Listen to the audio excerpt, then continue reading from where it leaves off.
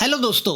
Underworld की काली दुनिया में अच्छाई की कोई जगह नहीं। एक अच्छाई सबको दुश्मन बना सकती है। नतीजा गैंग वॉर। तो चलो अंडरवर्ल्ड पे बनी इस एक्शन पैक मूवी का एक्सप्लेनेशन देखते हैं। समुंदर किनारे बसे मछुआरों के उस गांव को वो ड्रग स्मगलर जला के राख कर देते हैं और बचे कुचे लोगों को अपनी गोलियों का शिकार बनाते हैं, क्योंकि उनमें से कुछ मछुआरों ने उन ड्रग स्मगलरों का ड्रग्स चोरी किया था। अपने आंखों के सामने अपने माँ बाप की होती हत्या देखकर छोटी रीना शॉक हो जाती है। उस गांव में अब वही जिंदा बची है। तभी उन स्मगलरों की गैंग का बॉस आता है जिसका नाम ईटो है। मशीन गन से वो रीना पे निशाना लगाता है। रीना रोते हुए उसे बस देखती रह जाती है। ईटो को उस मासूम बच्ची की आंखों में न जाने क्या दिखाई देता है। अचानक उसमें बदलाव आता है और वो तेजी से मुड़ के अपने ही गैंग के लोगों को मार देता है। मगर उस हमले में ईटो भी घायल होता है। तो वह अब उस रीना को लेके अपनी एक्स गर्लफ्रेंड शिंटा के घर आता है। शिंटा घायल ईटो पे मलम पट्टी करती है, मगर वो उस पे बहुत नाराज है क्योंकि 3 साल पहले ईटो उसे कुछ बिना बताए चला गया था। ईटो उसे सफाई देता है कि वो शिंटा की सेफ्टी की खातिर ही उसे छोड़ के गया था, क्योंकि उस वक्त वो 6 सीज नाम की एक खतरनाक गैंग को ज्वाइन करने गया था जो इंटरपोल की टॉप लिस्ट पे है। जाते वक्त उसने ऐसा बनाव किया था मानो उसकी मौत हो चुकी हो। सिचुएशन को देख के शिंटा ने उसके पुराने गैंग मेंबर को कॉल करके बुलाया है, जो किसी जमाने में ईटो के जानी दोस्त हुआ करते थे, जिनमें है फेलिक्स, विशु, बॉबी और अरियन। फेलिक्स भी अपने दोस्त से नाराज है। दोनों दोस्त एक दूसरे को गले लगाते हैं। फेलिक्स ईटो से कहता है 6 सीज के तुम नंबर 6 के मेंबर माने जाते हो, तो ऐसी पोजीशन में होने के बावजूद तुमने उनसे बगावत क्यों की। ईटो कहता है उस बच्ची में मुझे अपना बचपना दिखा, मैं उस मासूम को मार ही नहीं पाया। ईटो फेलिक्स से कहता है कि इस वक्त मेरे सामने एक ही प्रायोरिटी है, किसी भी हालत में रीना को बचाना। सबसे पहले मैं मेरे पैसे हासिल करूंगा, फिर मेरा और रीना का नई आइडेंटिटी के साथ पासपोर्ट बनाऊंगा और इस देश को छोड़ के चला जाऊंगा। ईटो जानता है गैंग में वापस जाने के उसके सभी रास्ते बंद हो चुके हैं। इतना ही नहीं, अब पूरी गैंग उसके खून की पैसी हो जाएगी। तो अब वो अपनी पुरानी गैंग के उसके दोस्तों की मदद लेने की सोचता है, जिस गैंग को उसने 3 साल पहले छोड़ दिया था। फेलिक्स ईटो से कहता है कि अब पुरानी गैंग नहीं रही, कई मेंबर तो मर चुके हैं, तो कुछ जेल में सड़ रहे हैं। अंडरवर्ल्ड में तो हर किसी का यही अंजाम होता है। बॉबी भी ईटो से नाराज है। फेलिक्स बताता है किसी भी वक्त 6 सीज के गुंडे यहाँ पहुंच सकते हैं, तो वक्त बहुत कम है। अरियन को ना देख के ईटो उसके बारे में फेलिक्स से पूछता है। फेलिक्स बताता है तुम्हें शायद पता नहीं, मगर वो भी 6 सीज गैंग के लिए काम करता है। उन्होंने उसे मकाओ के एक नाइट क्लब का मैनेजर बनाया है। अब अरियन हमारे सामने आता है। एक कस्टमर नाइट क्लब की वेट्रेस के साथ बुरा बर्ताव करता है और दादागिरी करने की कोशिश करता है, तो अरियन उसे और उसके गुंडों को बुरी तरह मार के सबक सिखाता है। अरियन कमाल का फाइटर है। तभी अरियन को 6 सीज के नंबर 2 शेनवू का फोन आता है। वो अरियन से कहता है कि उनके एक गैंग मेंबर ने उनके साथ गद्दारी की है, अपने ही लोगों को उसने मारा है, उसे सबक सिखाने का वक्त आया है, तो अरियन की जरूरत आ पड़ी है। ईटो का नाम सुन के अरियन शॉक होता है। शेनवू अरियन से कहता है धंधे में दोस्ती नहीं होती, गद्दार भाई हो या बाप, उसे मारना ही पड़ता है। तो शेनवू अरियन से कहता है कि उसे ईटो और रीना चाहिए, जिंदा या मुर्दा।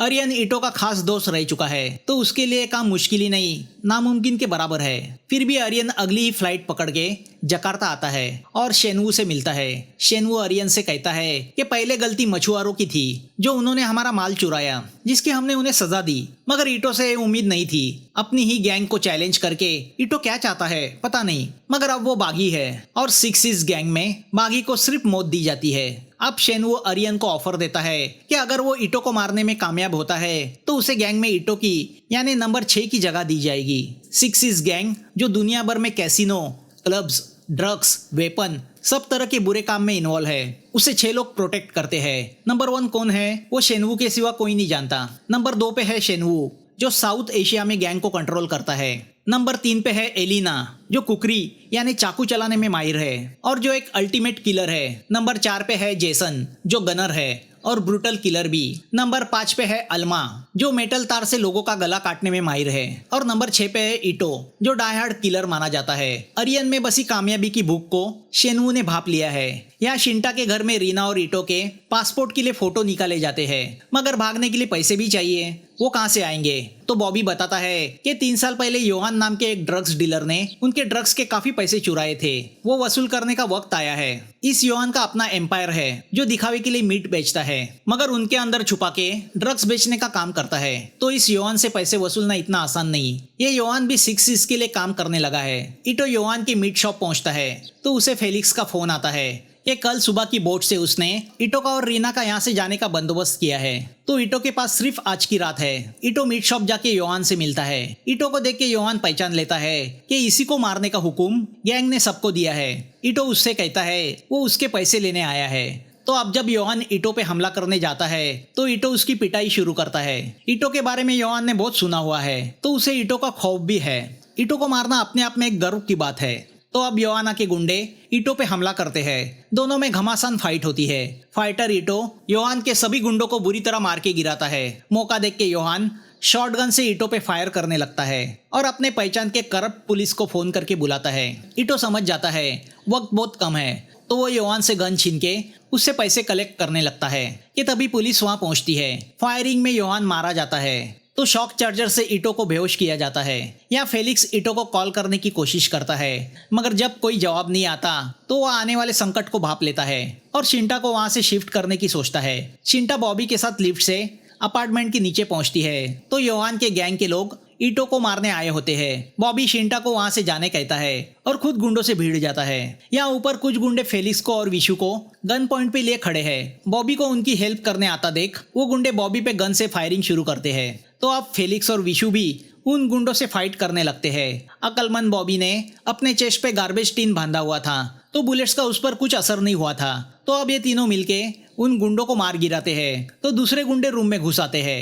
अब ये तीनों उनसे भी भीड़ जाते हैं। यहाँ इटो को होश आता है तो वो देखता है वो पुलिस की हिरासत में पुलिस वैन में है। पुलिस रेडियो से वो सुनता है कि शिंटा की अपार्टमेंट में काफी गुंडों ने हमला बोल दिया है। तो अब उसे रीना और अपने दोस्तों की चिंता होने लगती है। वो बिना कुछ सोचे पुलिस पे हमला करता है और एक एक करके उन्हें मारने लगता है, जिसमें पुलिस वैन पलट जाती है। अब इटो एक कार चुरा के वहां से शिंटा की अपार्टमेंट की तरफ निकल पड़ता है। शिंटा के अपार्टमेंट में अभी भी घमासानी शुरू है। ढाबे पे बैठे शेनवू को अल्मा का फोन आता है। इटो को मारने के लिए शेनवू ने उसे शिंटा के अपार्टमेंट भेजा है। वो उससे कहती है कि योहान के लोग ऑलरेडी अपार्टमेंट में फाइट कर रहे हैं। तो शेनवू उससे कहता है कि वो इटो के दोस्तों के साथ योहान के लोगों को भी मार दे, कोई जिंदा नहीं बचना चाहिए। अल्मा के साथ एलिना भी है। यहाँ फेलिक्स और बॉबी लिफ्ट की तरफ मुड़ते हैं तो लिफ्ट से एलिना आ जाती है। फेलिक्स विशु को इशारा करता है कि वो रीना को लेके सीढ़ियों से नीचे चला जाए। एलिना कुकरी निकाल के पहले तो योहान के गुंडों को मार देती है। अब वो जैसे आगे बढ़ती है तो बॉबी उसका सामना करने मुड़ता है, मगर एलिना उसे भी मार देती है। यहाँ नीचे विशु अल्मा के साथ फाइट करने लगता है, मगर स्किल फाइटर अल्मा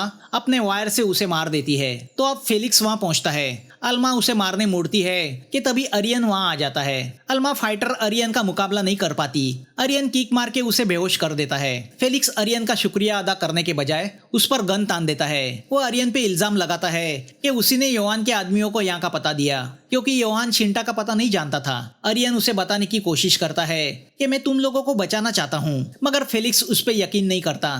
फिर भी वो अरियन को बिना मारे रीना को वहां से लेके निकलता है। तो अब 6 के गुंडे उसकी कार पे फायरिंग करने लगते हैं। फेलिक्स उन गुंडों को मारने की कोशिश करता है, मगर वो समझ जाता है इतने गुंडों का वो सामना नहीं कर पाएगा। तो अब वो रीना को एक सेफ जगह उतारता है और कार लेके गुंडों का सामना करने मुड़ता है। दोनों के बीच बड़ी फायरिंग होती है जिसमें फेलिक्स मर जाता है। तभी अंधेरे में से कोई अनजान शख्स आके उन गुंडों को अपनी गोलियों का निशाना बनाता है।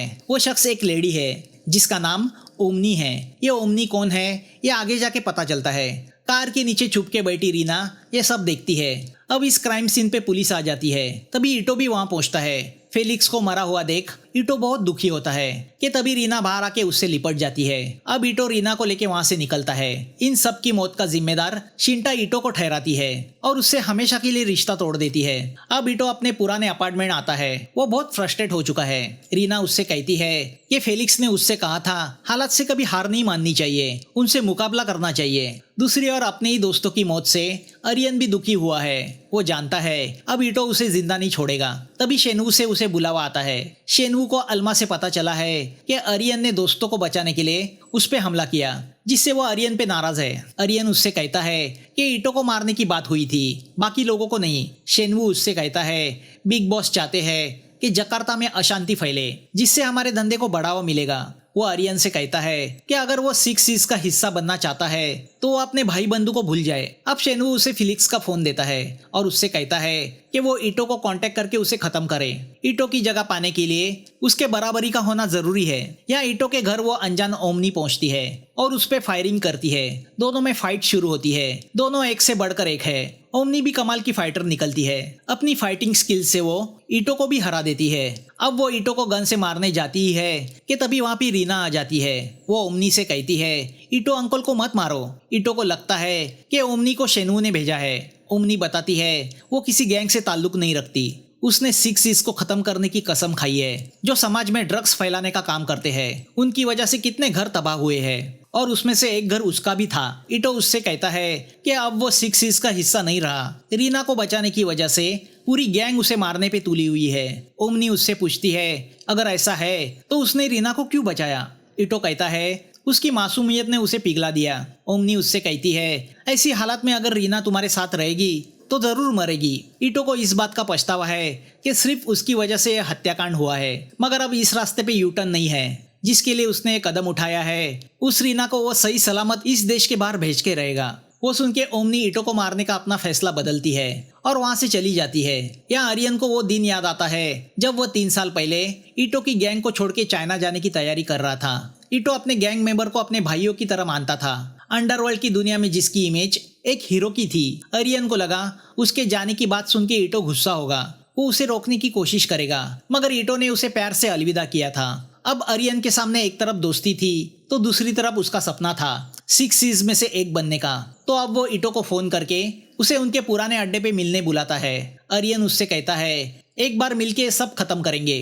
तभी यहाँ ओमनी वापस ईटो के रूम आती है। वो ईटो से कहती है कि अगर तुम सिक्स सीज के साथ नहीं हो तो मैं तुम्हारे साथ हूँ। ईटो ओमनी से कहता है कि वो रीना की रक्षा करे। उसे कुछ पुराने हिसाब चुकाने जाना है। आज की रात उसे सब खत्म करना होगा। अब ईटो आर्यन से मिलने निकलता है। ईटो वेयर हाउस पहुंचता है जिसे शेनवू के लोगों ने अपना अड्डा बना के रखा है।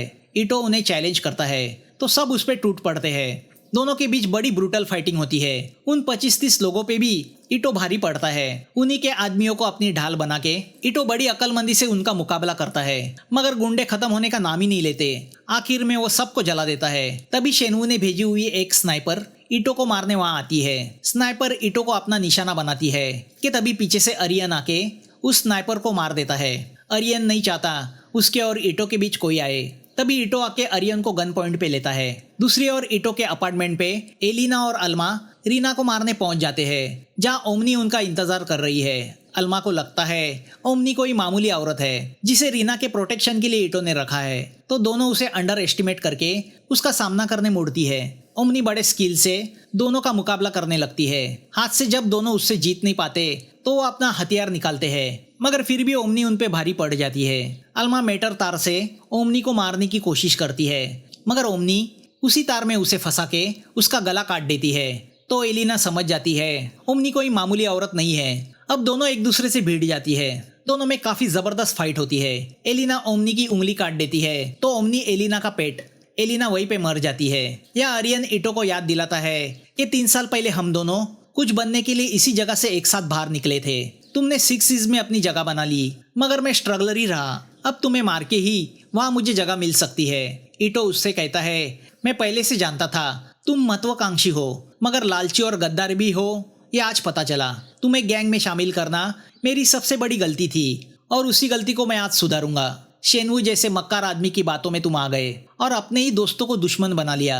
अब दोनों के बीच फाइट शुरू होती है। दोनों एक दूसरे से बढ़कर फाइटर है, तो जाहिर है कोई हार मानने को तैयार नहीं। आर्यन ईटो की पिटाई शुरू करता है, मगर ईटो भी हार नहीं मानता। दोनों में लंबी फाइट चलती है। दोनों बुरी तरह घायल होते हैं। ये मौका देख के आर्यन ईटो के पेट में स्क्रू ड्राइवर घुसा के उसे घायल करता है। उसकी परवाह किए बगैर ईटो उससे फाइट जारी रखता है और आखिर में ईटो आर्यन का गला काट के उसे अधमरे हालत में वही छोड़ देता है। जाते हुए ईटो पे आर्यन गोलियां चला के उसे रोकने की कोशिश करता है, मगर जो पीछे से वार करता है वो सबसे बड़ा गद्दार होता है। आर्यन वो गद्दार नहीं बनना चाहता। मरते हुए वो ईटो की नजर में नहीं गिरना चाहता। अब जब ईटो वहां से चला जाता है तो वहाँ शेनवू आता है। आर्यन उससे पूछता है क्यों तुमने मुझे लालच दी और अपने ही दोस्तों की मौत का जिम्मेदार बनाया। शेनवू उससे कहता है लालची आदमी का कोई दोस्त नहीं होता। अब नंबर 4 जेसन वहां आता है और अरियन को शूट करके मार देता है। यहाँ ओमनी रीना को लेके पोर्ट पे पहुंचती है जहाँ घायल ईटो उसका इंतजार कर रहा है। रीना उसे गले लगाती है। वो रीना को अकेला बोट से भेजता है क्योंकि वो जानता है रात अभी बाकी है और मिशन अभी पूरा नहीं हुआ। रीना रोते हुए उसे अलविदा करती है। तभी सूरज निकल आता है। ईटो कार में बैठता है तो शेनू के आदमी उसे चारों तरफ से घेर लेते हैं। मौत की परवाह किए बगैर ईटो एक स्माइल के साथ उनकी तरफ तेजी से कार को लेके जाता है। वो सभी ईटो पे अंधाधुंध फायरिंग करने लगते हैं मगर ईटो पे एक जुनून सवार है और मूवी यहाँ खत्म होती है। कहानी का नतीजा यही है कि जाबाज लोग मौत से नहीं डरते। दोस्तों, रिक्वेस्ट करना चाहूंगा कि प्लीज चैनल को सब्सक्राइब करें, लाइक करें। उसी से तो हमारा हौसला बढ़ता है और मेहनत करने भी मजा आता है। तो थैंक्स फॉर वॉचिंग। फिर मिलेंगे नए वीडियो के साथ।